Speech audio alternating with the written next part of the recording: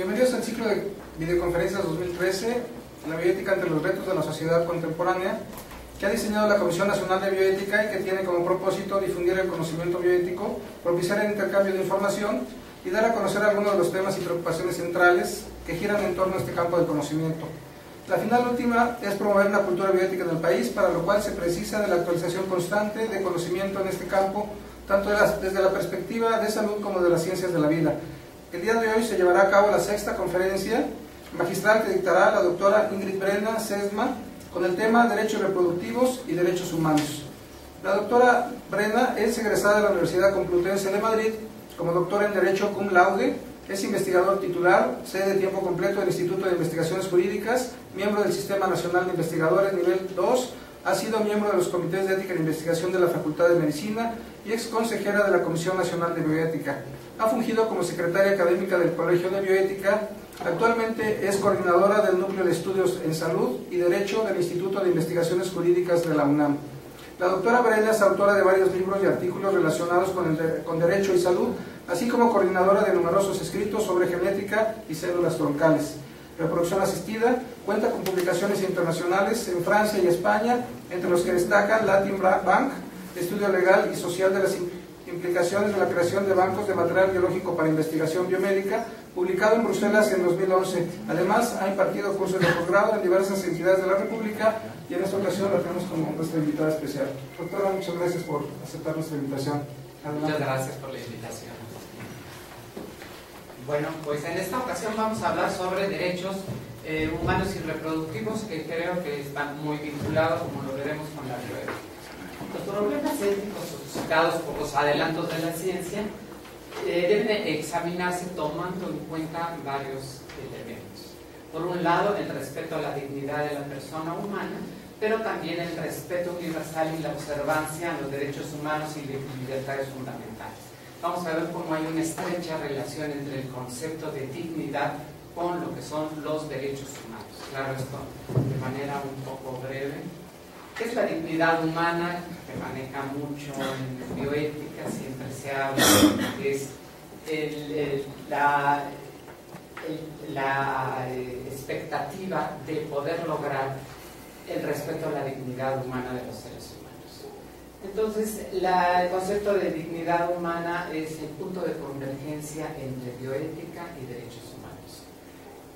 Definitivamente ustedes habrán leído al respecto de la dignidad humana, es un concepto muy vago, muy amplio, que se ha tratado de definir, y cada grupo que maneja bioética le ha dado un sentido distinto a la dignidad.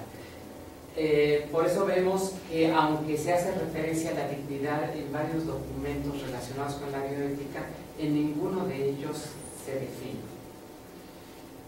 Por eso se dice que la dignidad humana es como un continente. ¿De qué lo vamos a llenar?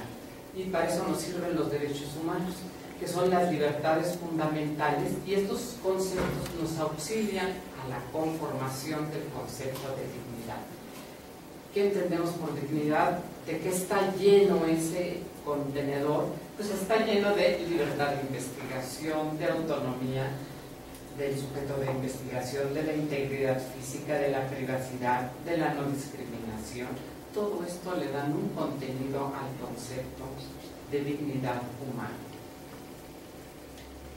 Vamos a ver cómo hay temas comunes entre la bioética y los derechos humanos. No quiere decir que esto sea exhaustivo y que hayamos comprendido todos los derechos humanos que tienen que ver con la bioética, pero sí es muy ejemplificativo.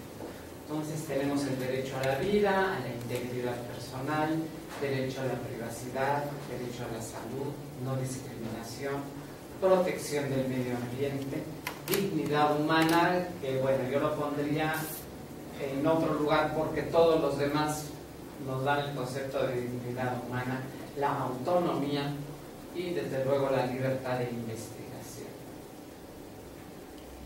Esta presentación vamos a hablar sobre un punto de vista liberal y laico que relaciona ciertos derechos reproductivos con ciertos derechos humanos. Es decir, no voy a hablar de todos los derechos reproductivos ni voy a hablar de todos los derechos humanos. Voy a hablar de ciertos derechos reproductivos Sobre todo me voy a referir a la fertilización artificial, ¿sí?, con ciertos derechos humanos. No me voy a referir a la suspensión legal del embarazo, sino en esta ocasión me voy a referir a las técnicas de reproducción asistida. ¿Qué son los derechos reproductivos? Es un tema que ustedes comúnmente oyen, derechos reproductivos. ¿Qué significa y de qué están? ¿Cuál es su contenido? En primer lugar, diremos que todas las personas tienen derecho a reproducirse y este derecho forma parte de su derecho a organizarse familiarmente. Tenemos una familia que ya decidió tener 2 niños, una familia pequeña. ¿Qué le corresponde a los derechos? Por ejemplo, es un derecho, pero esto quiere decir que yo puedo ir a los tribunales a ejercer mi derecho a la reproducción. Pues no, realmente es un derecho que se traduce a que los poderes públicos les corresponde abstenerse de imponer límites o interferir o controlar este tipo de decisiones, salvo situaciones extremas. O sea, es un derecho que funciona no porque el Estado me dé a mí el derecho de reproducirme. Este derecho lo tengo yo desde que tengo la edad suficiente para la reproducción, y el Estado ¿cómo protege ese derecho a la reproducción? Absteniéndose de imponer límites, interferir o controlar ese tipo de decisiones que le corresponden a las personas.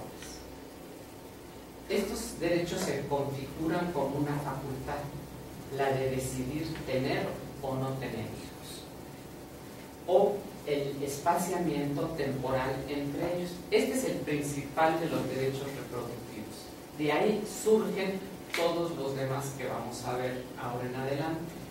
Entonces, repito, es la facultad de decidir tener o no tener hijos, porque también está nuestra facultad el decidir no tenerlos, y el espaciamiento entre ellos. Pero estos derechos a la reproducción, además de esta facultad, abarcan al mismo tiempo otros derechos que están vinculados con la reproducción.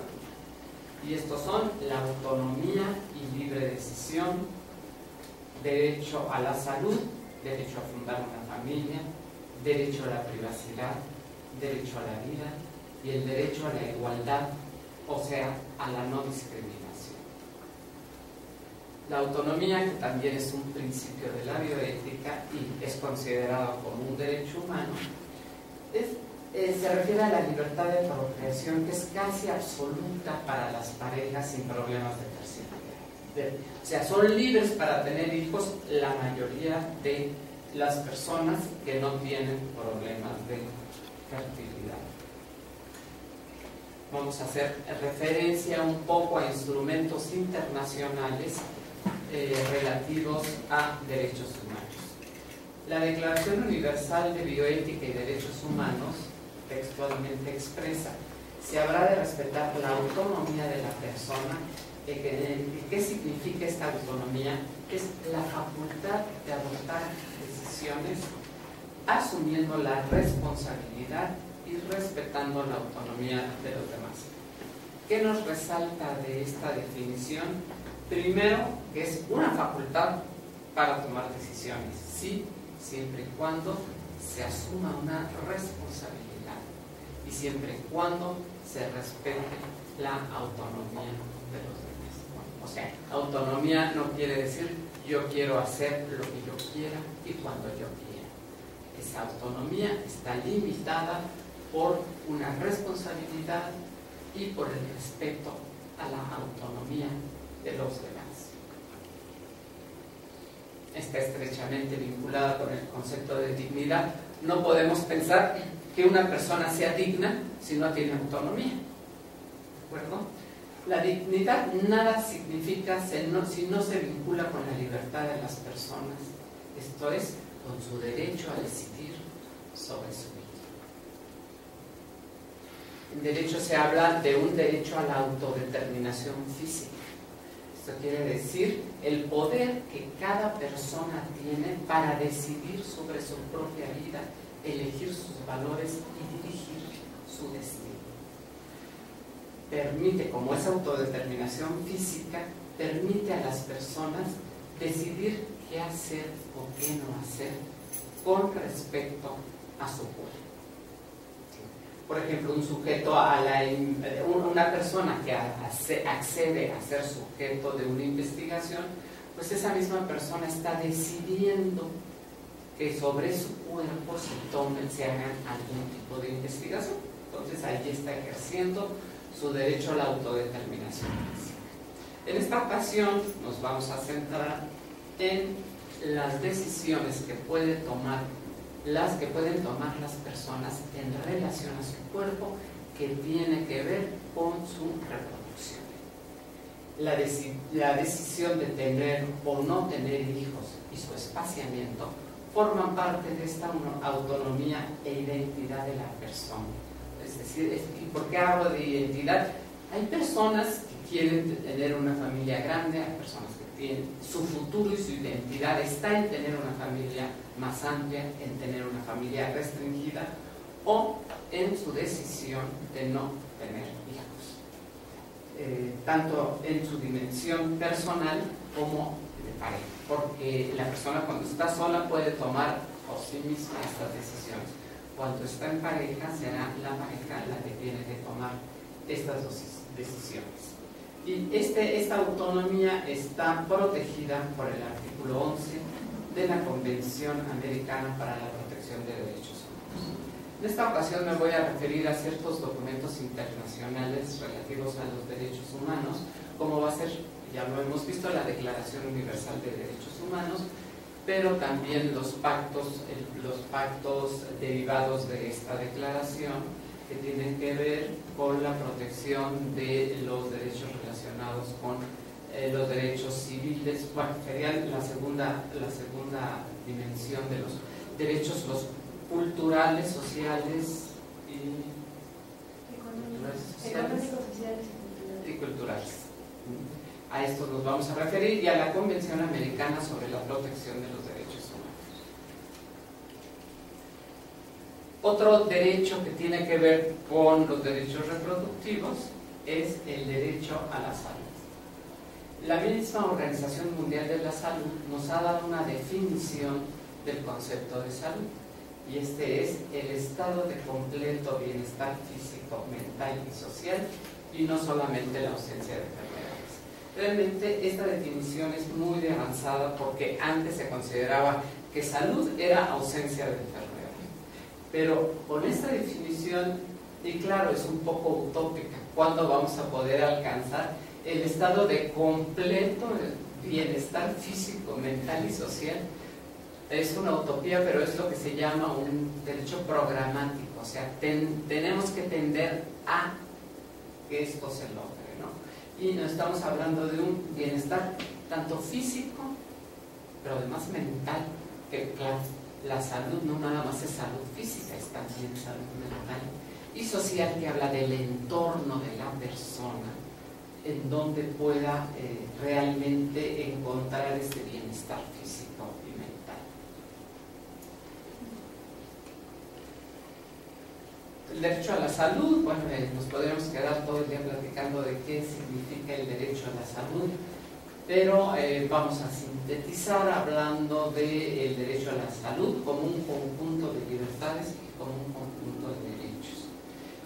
Y cuando hablamos de libertad, insistimos en la libre decisión que tiene una persona sobre su cuerpo y sobre su salud, y que incluye su libertad sexual y genética. La libertad que tiene la persona de decidir qué tipo de sexualidad va a tener en su vida, siempre y cuando el límite, siempre y cuando no afecte a otras personas, ¿sí?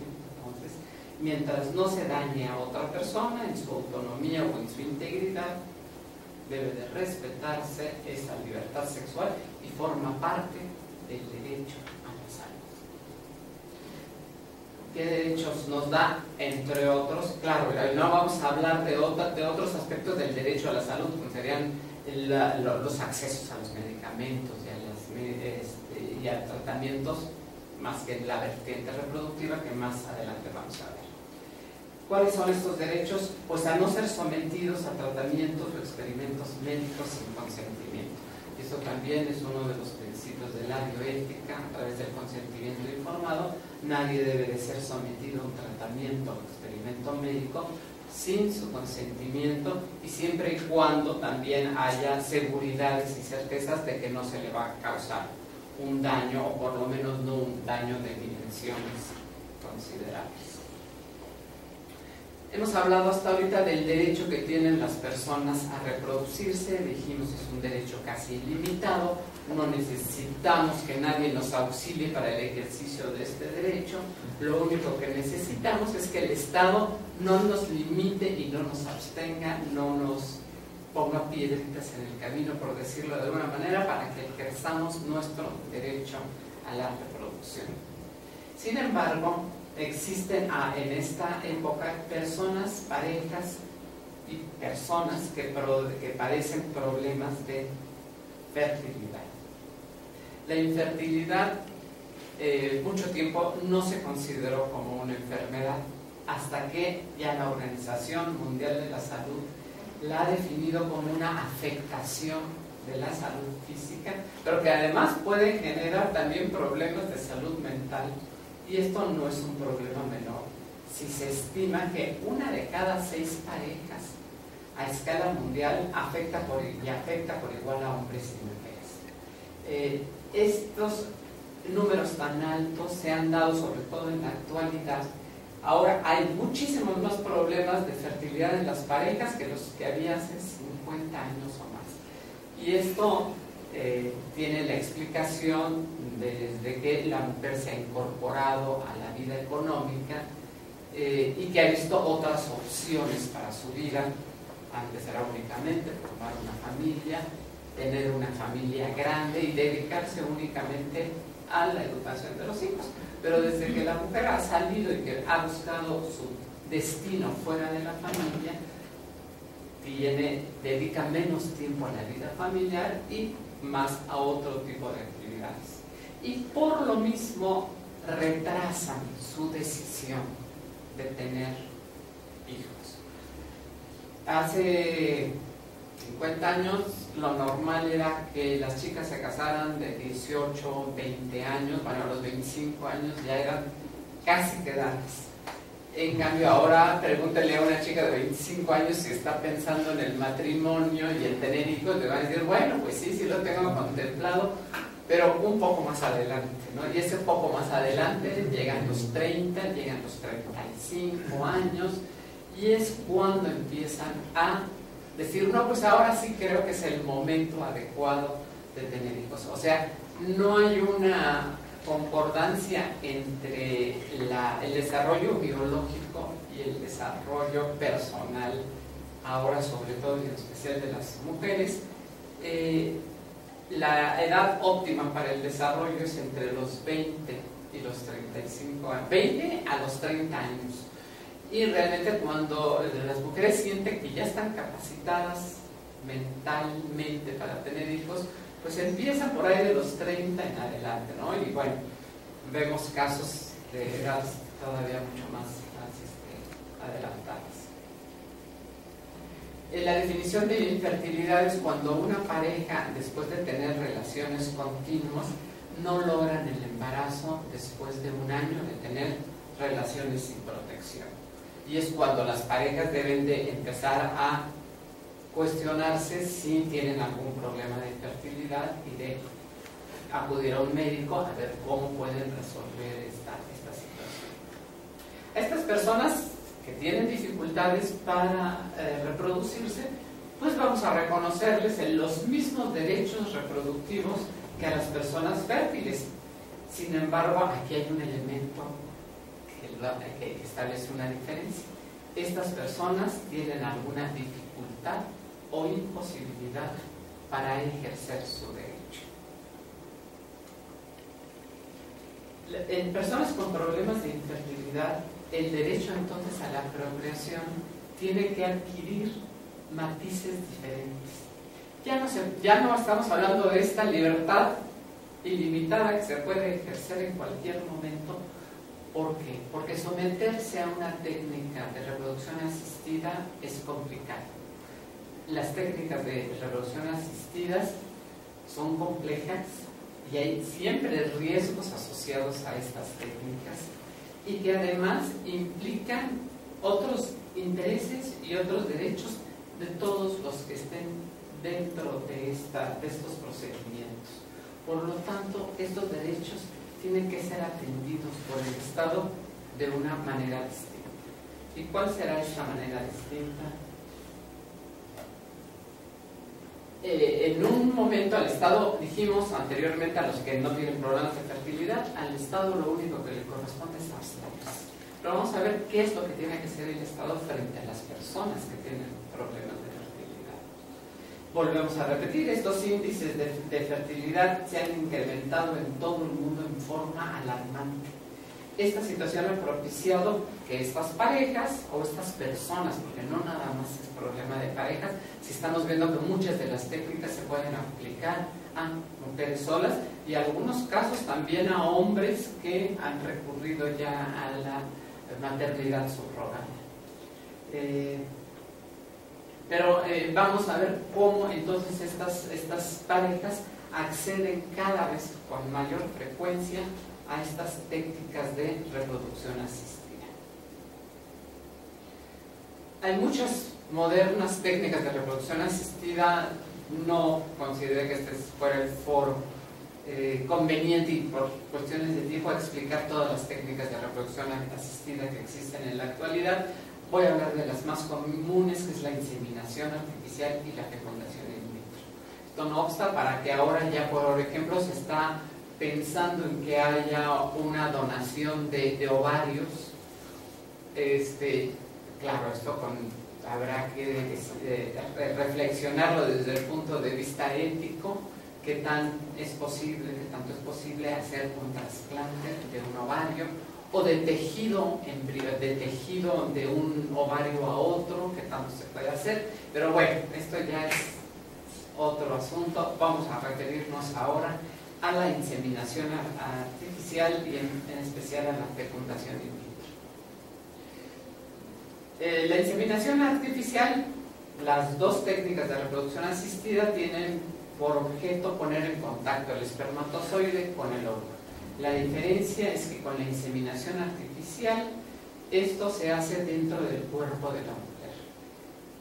Ahorita vamos a ver un diagrama donde vamos a ver muy claramente, lo pasamos y luego regresamos, cómo esta técnica se realiza dentro del cuerpo de la mujer. Con una cánula se introduce el semen, que ya puede ser o de su pareja, y entonces se llamará inseminación homóloga. Si el semen es de la pareja estable de la mujer, y heteróloga si es producida por un semen de un tercero. ¿Sí?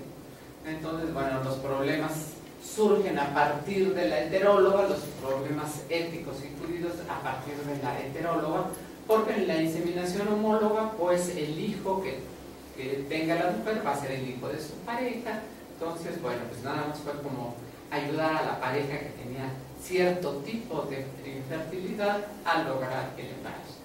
Los cuestionamientos ya son con la heteróloga porque hay un semen de un tercero, y aquí ya entramos al tema de los bancos donde está resguardado el semen y cuál es la relación con los bancos, que no me voy a referir por ahora a este problema, pero y luego la pareja estable pues tiene que aceptar que su mujer se someta a una inseminación artificial, porque si no resultaría que ese niño se quedaría sin padre.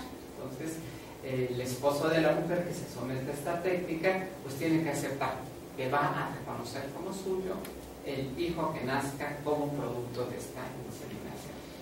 Bueno, pues aquí vemos, como ven ustedes, es en el cuerpo de la mujer. Las inseminaciones tienen ya mucho tiempo de estarse haciendo en el mundo. Los primeros datos hablan desde el siglo XVIII que se hizo algún tipo de esta técnica, y bueno, pues ahora es muy común. En cambio, la fertilización in vitro consiste en la función de los gametos masculino y femenino pero realizado en forma extracorpórea, fuera del cuerpo de la mujer. Esto es generalmente en un laboratorio y hay 3 etapas: la obtención de gametos femeninos y de los masculinos. Este es un procedimiento bastante complicado, porque para obtener los gametos femeninos no vamos a esperar a que la mujer ovule para sacarle un ovulito en una época determinada, porque los índices de que pudieran realmente esto llevar al éxito serían casi nulos. Entonces a la mujer se le dan hormonas durante un tiempo determinado para que produzca una gran cantidad de óvulos. Después se tiene que hacer una pequeña operación para obtener esos óvulos y resguardarlos, ¿no? ¿Cuántos? Pues eso es difícil determinar, porque depende de lo que haya ovulado la mujer durante ese ciclo y como consecuencia de las hormonas que se le dieron. Se tienen ya los óvulos.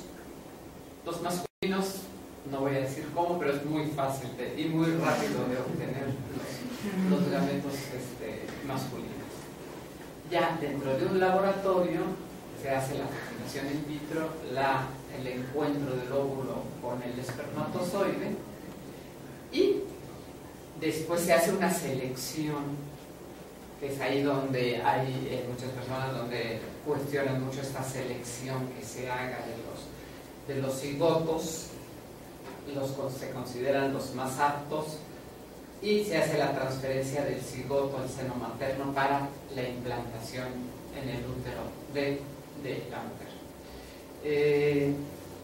Esta transferencia también, si hemos fecundado varios óvulos, a veces hasta 12, 15, vamos a introducirles todos estos al cuerpo de la mujer. Imagínense una mujer con un embarazo de 10 hijos, ¿verdad? Entonces, las recomendaciones en muchas legislaciones y en las recomendaciones médicas también es que nunca se haga una transferencia mayor de tres cigotos, ¿sí? Hay casos, por ejemplo, esta mujer que quería emular en todo a Angelina Jolie. ¿Se acuerdan que se había hecho primero operaciones para parecerse a Angelina Jolie? Y luego se hizo una de este tipo de fecundaciones y tuvo, creo que 6 hijos. Y todos le vivieron, pero ahora ella sola, ¿cómo los van a mantener? Entonces, además el problema, imagínense de qué tamaño tienen que nacer unos niños para estar dentro del cuerpo de una mujer y después todavía ser viables. Por eso, en todos estos temas, y vamos a ver que es una de mis conclusiones, es necesaria una reglamentación, porque mientras no haya una reglamentación específica, pueden ocurrir cualquier tipo de situaciones, éticas y no tan éticas. Tenemos una foto de cómo con esa aguja, imagínense de qué tamaño tan pequeño tiene que tener tan pequeño para introducir el espermatozoide a ese óvulo y después pasar este óvulo ya fecundado, pasar a ese recipiente que vemos después. Esta tecnología, pues unos la aceptan y otros, muchos, no la aceptan y crean muchas controversias sociales, culturales, políticas y jurídicas. Pero vamos a ver que cada vez son menos, cada vez en cuanto se va avanzando en estas técnicas y hay más conocimiento de ellas, existe más aceptación social en ellas. Pero una cosa es que se creen controversias y otra cosa, como ha ocurrido en algunos países, es prohibirla totalmente, como el caso de Costa Rica, al que nos vamos a referir posteriormente. Y ya su prohibición, su mala reglamentación puede afectar varios derechos humanos de los cuales ya habíamos mencionado. Desde luego, y siempre insisto en el principio de la autonomía, que es el derecho de las personas a tomar sus propias decisiones. ¿Por qué vamos a impedir que una persona pueda tomar la decisión de acceder a las técnicas de reproducción asistida? no debería existir ningún elemento para decir, mira, a mí me parecen que las técnicas de reproducción asistida no son adecuadas, representan muchos riesgos, así que yo no quiero que tú accedas a las técnicas de reproducción asistida, ¿sí? Por mi propia manera de pensar o mis propios conceptos sobre lo que debe ser la reproducción. Entonces, lo primero que tenemos es que respetar a la autonomía de las personas para que ellas decidan si acceden a las técnicas de reproducción asistida de acuerdo con sus propios valores, ideas y creencias. Así como no le podemos decir a alguien, oye, tú no tienes hijos, oye, te tienes que someter a una técnica de reproducción asistida porque yo considero que tienes que tener hijos. No podríamos imponerle a nadie que acceda a las técnicas de reproducción asistida, como no deberíamos de impedirle a alguien que de acuerdo con nuestras propias creencias no acceda a las técnicas de reproducción asistida. Entonces, lo primero es que respetar la autonomía de las personas para decidir si quieren o no acceder a las técnicas de reproducción asistida y a qué tipo de técnicas. Hay muchas personas que aceptan la inseminación artificial, pero que por sus creencias religiosas podrían decir, o porque no quieren someter a su cuerpo a esta invasión de hormonas, que digan, yo no quiero entrarle a un proceso de fertilización in vitro. Cada persona, cada pareja puede tomar su propia diferencia. A diferencia del derecho a la procreación natural, en las personas con problemas a la fertilidad, lo que se le puede exigir al Estado es que no limita ni suprima el derecho al acceso a las técnicas de reproducción asistida. No, al menos si hubiera una justificación, que vamos a ver que no existen derechos absolutos, todos los derechos son relativos, ¿sí? Hay veces que se justifica que un derecho esté limitado cuando hay una justificación racional, legítima y proporcional. Repito, no están sujetos, ningún derecho es absoluto y vamos a ver cuáles serán estos límites, que tampoco esos límites no pueden ser absolutos. Los límites están derivados del ejercicio de la libertad de los demás y el ejercicio del respeto de los derechos de las demás personas, así como de los propios. Estos son los límites. Yo no puedo tomar una decisión que afecte los derechos humanos de los demás. ¿Sí? Este es uno de los límites. El derecho a fundar una familia también es reconocido como un derecho humano, está en la Convención Americana para la Protección de los Derechos Humanos, en la Declaración Universal de Derechos Humanos y en el Pacto Internacional de Derechos Civiles y Políticos. Está asociado al derecho a tener hijos, es el derecho a fundar una familia, ¿sí? Pero así está contemplado en estos documentos internacionales. Por eso, además de que lo reconozcamos nosotros como una libertad, hay instrumentos internacionales que están protegiendo estos derechos. Otro derecho que es muy común para la bioética es el derecho a la privacidad. ¿Qué significa el derecho a la privacidad? Voy a adelantar un poquito. Son conceptos, intimidad y privacidad, que en algún momento se confunden por el origen de los términos y de su regulación y de su protección en distintos sistemas jurídicos. Ustedes van a ver que en los sistemas español o latinoamericano usamos más el término intimidad, y en los documentos anglosajones privacidad. ¿Por qué? Porque privacidad, y yo prefiero el término privacidad, es la facultad de privar a los demás del conocimiento de mi intimidad. Yo tengo un derecho a privar a todos los que están aquí y a todos los demás a que entren en mi intimidad, a mi información que me corresponde y que es mi intimidad. Esa es mi intimidad, es lo que es íntimo, lo que es mío, lo que pertenece a mi cuerpo, lo que pertenece a mi mente, pero el derecho es a privarte a ti de que entres a conocer aquello que yo no quiero que tú conozcas. privacidad se configura entonces como un derecho a la protección frente a las injerencias arbitrarias. ¿Y por qué digo arbitrarias? Porque habría algunas injerencias que pudieran estar justificadas, que atentan contra la intimidad. Y les voy a poner un ejemplo. Por ejemplo, la prueba genética para determinar la paternidad. Va a decir el presunto padre, está afectando mi intimidad. Pues sí, pero no es una injerencia arbitraria, es una injerencia justificada de entrar a tu privacidad para establecer una filiación. Intimidad y privacidad están vinculados a otros valores. Vamos a ver cómo en todos estos derechos humanos vinculados, reproductivos, son como una red. Unos se conectan con otros y todos forman estos derechos reproductivos. Igualdad, seguridad, autodeterminación, todos ellos están conectados entre sí. La protección a la vida privada incluye el respeto a las decisiones de convertirse, a la simple decisión de convertirse padre o madre, y en el derecho a no engendrar le corresponde nada más a la vida privada de las personas. Y ven ustedes que en Estados Unidos la famosa sentencia de Wade Roe que permite el aborto es porque dice que el Estado no tiene por qué interferir en las decisiones privadas de las personas. Es a tal grado necesario que el Estado reconozca y proteja la vida privada de las personas. Ellas son las que pueden decidir sobre si quieren o no tener hijos, y el Estado no puede intervenir en esa privacidad. ¿Qué significa la igualdad para la bioética?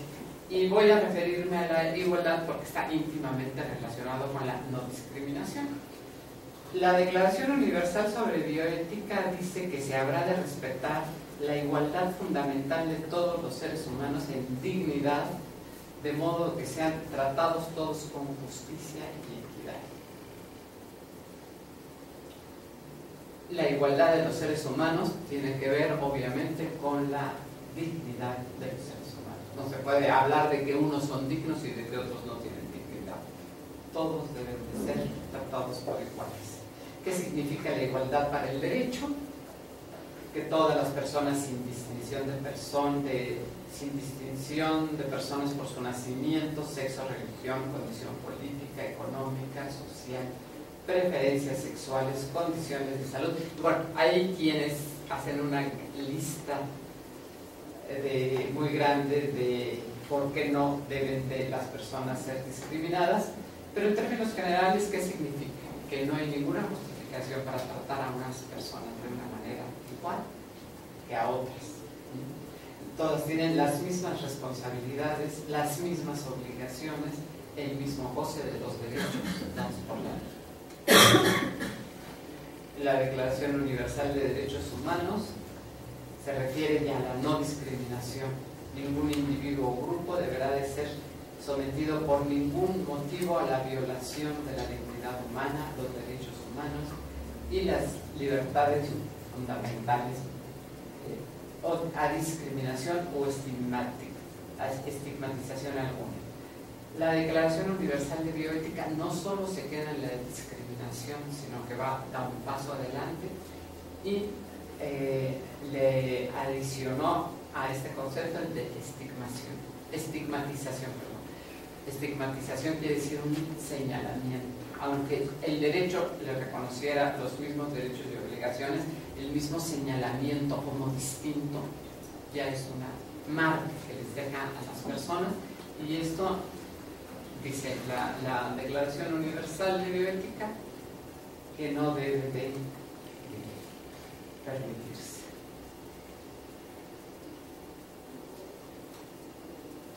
¿Y qué pasa con las personas infértiles? No son iguales a los que sí son fértiles.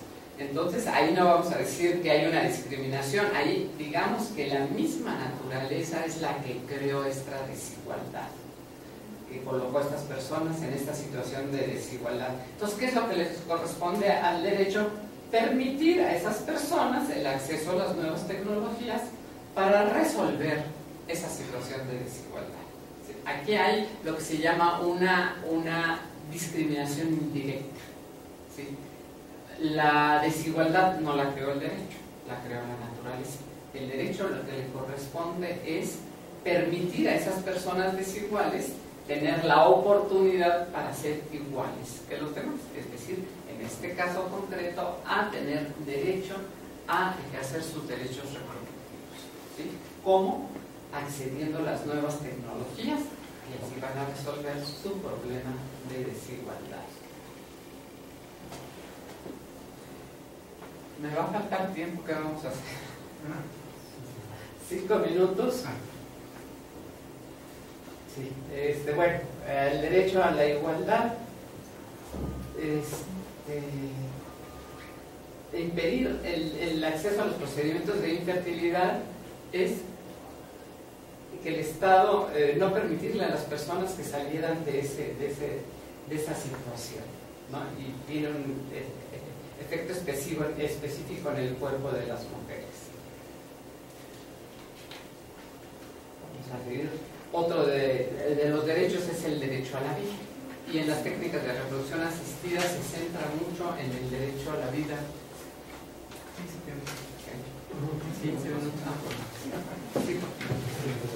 Derecho a la vida del cigoto. Hemos dicho que el derecho fundamental, el derecho humano fundamental es el derecho a la vida. Entonces hay quienes opinan otro tipo, con algunas tendencias, y son los bloques, que consideran una corriente de opinión que hay que proteger la vida desde sus inicios, ¿sí? Y hablan de la vida.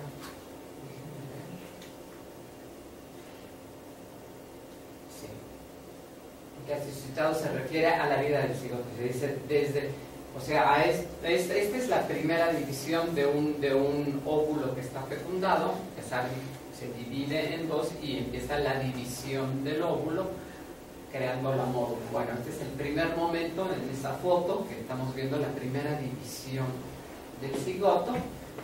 Y bueno, hay quien opina que este cigoto no se llama embrión todavía, porque no tiene tejido embrionario. Entonces, por eso le llamamos cigoto.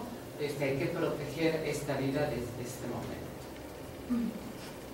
El derecho a la vida es la facultad que posee cada persona a disfrutar el goce y mantenimiento de sus funciones vitales. La base fundamental es el ejercicio, es la base esencial para el ejercicio de otros derechos. Pues no podemos hablar de derechos humanos si no hay una persona viva a quien pueda ejercer esos derechos.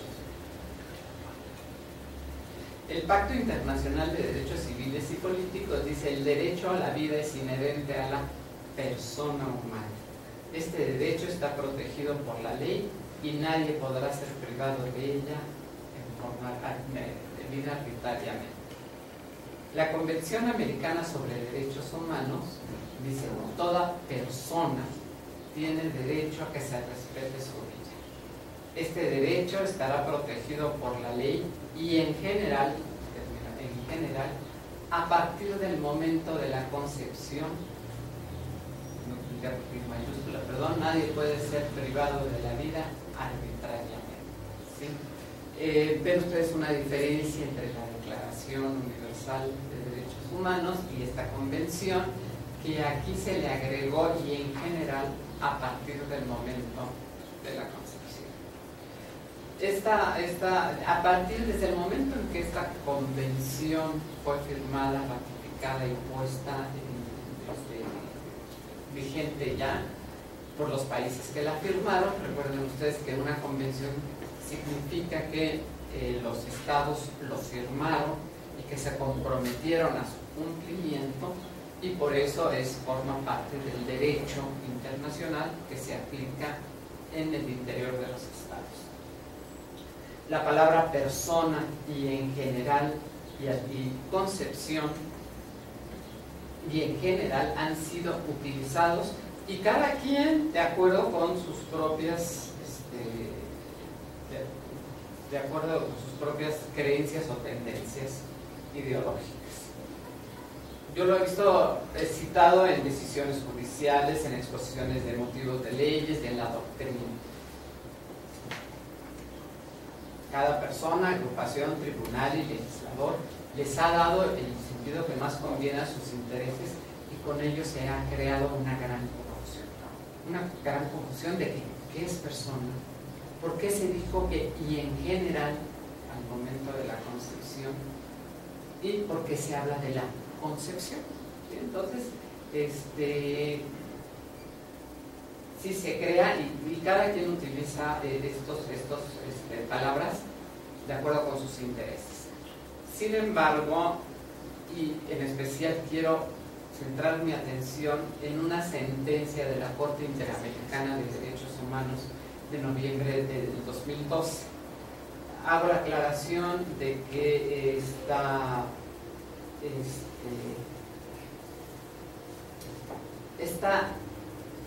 convención puede ser interpretada, debe de ser interpretada. Todos la interpretamos, pero debe de haber una interpretación oficial. Y la única institución que está facultada para interpretar la convención es la Corte Interamericana de Derechos Humanos. Entonces vamos a ver cuál es la interpretación que la Corte Interamericana le ha dado a este artículo 4 en especial. En sus argumentos, los integrantes de la Corte eligieron apegarse a las explicaciones científicas, entre las cuales destacan dos lecturas diferentes al término concepción. Una corriente entiende por concepción el momento de encuentro o fecundación del óvulo por el espermatozoide. Aquí vemos esta fotografía, realmente es hermosa porque es cuando el espermatozoide penetra en el óvulo, hace su hoyito, penetra, y bueno, para ciertas corrientes aquí ya existe una persona humana. Bueno, es a partir de este instante que se crea una nueva célula, el cigoto, considerado por esa misma corriente. Estos todos son argumentos de la Corte, me estoy refiriendo a argumentos de la Corte. Se dice que ya es un organismo humano porque ya alberga las instrucciones necesarias para el desarrollo del embrión. Se dice, este cigoto ya tiene un DNA distinto al del óvulo y al del espermatozoide, luego entonces hay un nuevo individuo y desde ese momento empieza una nueva vida y desde este momento hay una nueva persona que debe de ser protegida por el derecho. Otra corriente, en cambio, entiende que por concepción es el momento no de la fecundación, sino cuando se implanta el óvulo fecundado en el útero de la mujer. ¿Y por qué consideran que hasta ese momento de concepción? Porque es cuando el cigoto entra ya al sistema circulatorio y reproductivo de la mujer, cuando recibe hormonas, cuando realmente tiene la posibilidad de llegar a evolucionar hasta convertirse en un niño o una niña. Una charola con muchos cigotos, en ese momento no tienen la posibilidad, si no es con la ayuda de las técnicas de reproducción asistida, de convertirse en persona humana. Sino esta corriente de opinión considera que la posibilidad de convertirse en un niño o niña es a partir de que este cigoto ya fue implantado en el útero de la mujer y en ese momento va a poder desarrollarse. Este comienzo de la vida se han valorado de muy distintas maneras, biológicas, médicas, éticas, morales, filosóficas, religiosas. No existe una definición consensuada sobre el momento del inicio de la vida. Existen juicios que confieren ciertos atributos metafísicos a los cigotos. Son palabras de la Corte. Es decir, bueno, desde el momento en que, como vimos, ya penetró el espermatozoide en el óvulo, dicen, ya tiene alma, entonces ya hay que protegerlo porque ya es una persona, y hay que darle esa protección. Sin embargo, la Corte señala que estas posiciones no justifican la prevalencia de cierto tipo de literatura al momento de interpretar el alcance del derecho a la vida, por lo menos el que está consagrado en la Convención Americana para la Protección de Derechos Humanos. Esta interpretación implicaría el de que desde este momento ya deben de considerarse persona, la Corte señala que esto implicaría imponer un tipo de creencias específicas propias de un grupo a otras personas que no las comparten. La expresión ser humano se utiliza en la Declaración Universal de Derechos Humanos y hace una lectura a la Corte de varios instrumentos internacionales para ver si en el contexto de todas estas declaraciones se puede impedir que se está protegiendo del niño que no ha nacido. Considera que de la lectura de varios instrumentos no se impide que se esté protegiendo de la vida del no nacido. Pero otro de los argumentos en esta sentencia tan importante en contra del Estado de Costa Rica, se decía que la pérdida que se pierden muchos de estos cigotos y entre la técnica de reproducción significa mucha pérdida de cigotos y que no se justifica que alguien quiera tener un hijo y que para lograrlo tenga que sacrificarse tantas vidas de cigotos. Hizo varias pruebas y recibió varias opiniones de peritos. Seguer Paul Child dijo que sí es cierto que se pierden muchos cigotos durante el procedimiento de fertilización in vitro, pero también en los embarazos naturales. Lo que pasa es que no sabemos cuánto una mujer que está embarazada, no sabemos, está embarazada, embarazada porque en algún momento su óvulo fue fecundado. ¿Cómo lo vamos a saber y cómo lo vamos a proteger? No sabemos, hay una cantidad que no se sabe hasta ahorita de abortos espontáneos, que de repente pues, es un cigoto que vivió unas horas, unos días, unas semanas, de repente se pierde y no sabemos realmente, no hay un conteo de todos estos cigotos que se pierden. Sí, es cierto, en los dos, tanto en la fertilización in vitro como en la natural, se pierden muchos embriones.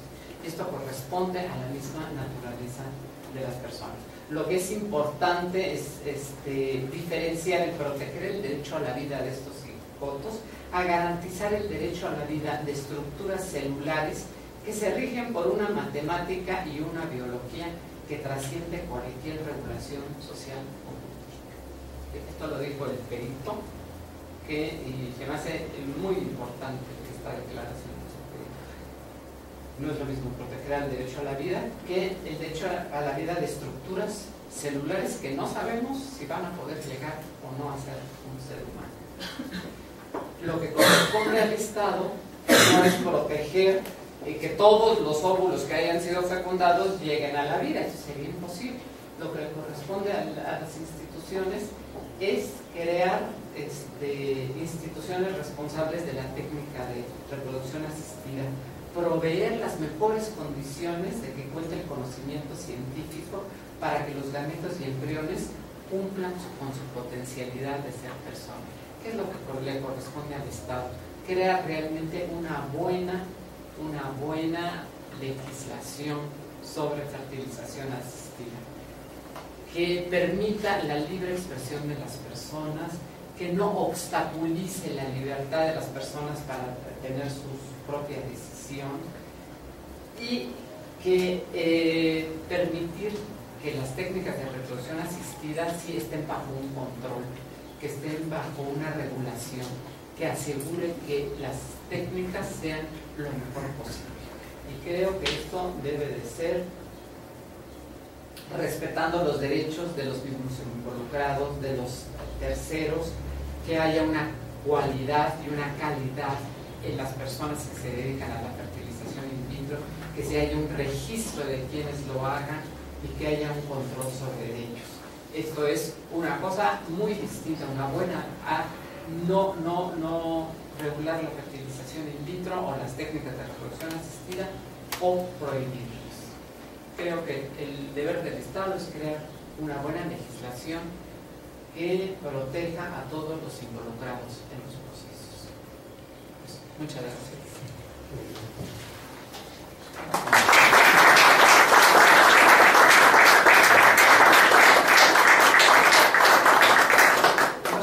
en tiempo para hacer alguna pregunta. Si hay alguno de ustedes que tenga alguna pregunta.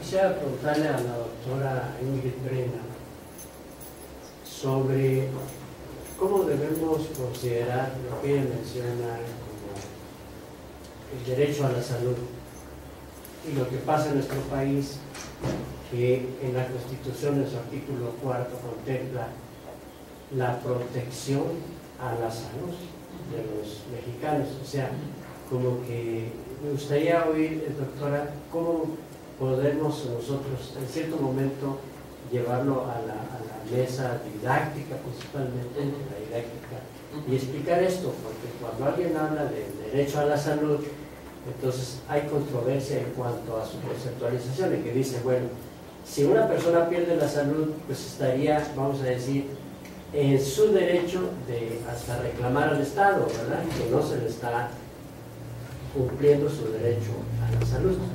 Y repito, el artículo 4 dice la protección a la salud. Si fuera tan... Bueno, ese es otro tema, pero otro tema. Ha habido discusiones, una discusión sobre conceptos. Realmente a nivel internacional se habla de un derecho a la salud. En México, cuando se redactó el artículo 4, se habló que o sea, la salud no me puedo comprometer a darle salud a las personas, porque esto deviene mucho de su composición genética, ¿no? Hay personas que nacieron mal desde que nacieron, entonces que el Estado ya no me protegió la salud. Entonces por eso en México se ha hablado de la protección a la salud, se debe de proteger la salud. No hay un derecho a la salud porque depende, como le digo, de otros factores. Sin embargo, también hay muchos sectores que no consideran que se deba de hablar de protección a la salud, sino de acceso a los servicios médicos. O sea, el derecho que yo tengo es, ¿cómo me va a proteger el Estado? Pues siempre y cuando tenga yo acceso a los servicios médicos y a los medicamentos, que realmente el derecho es el derecho primero a una salubridad general, o sea, que el Estado impida que la transmisión de enfermedades y que se creen situaciones higiénicas. Pero el derecho individual es mi derecho al acceso a las medicinas y mi derecho al acceso a los servicios médicos. Entonces, no sé si le contesto su pregunta, pero la cuestión es que un concepto, otro concepto, se van evolucionando en los conceptos, y creo que el hecho de que haya distintas percepciones no significa que las obligaciones del Estado cambien de ninguna manera. O sea, siguen siendo las mismas, le llamemos derecho a la salud, le llamemos protección al derecho a la salud, le hablemos del acceso a los servicios médicos, a los medicamentos, pero en todo caso las obligaciones del Estado son las mismas. Sí, está muy bien, doctora. Gracias. Bueno, doctor, pues muchísimas gracias. Te damos un reconocimiento aquí de parte del doctor Luis de Chávez por su participación. Y en nuestras noticias les informamos que nuestra próxima séptima videoconferencia se llevará a cabo el próximo 13 de junio con el tema Bioética, Salud y Envejecimiento, que impartirá el doctor Miguel Francisco Gutiérrez Robledo, director general del Instituto de Geriatría. Los invitamos cordialmente a que nos acompañen para esta sesión que viene. Doctor, muchísimas gracias. Gracias.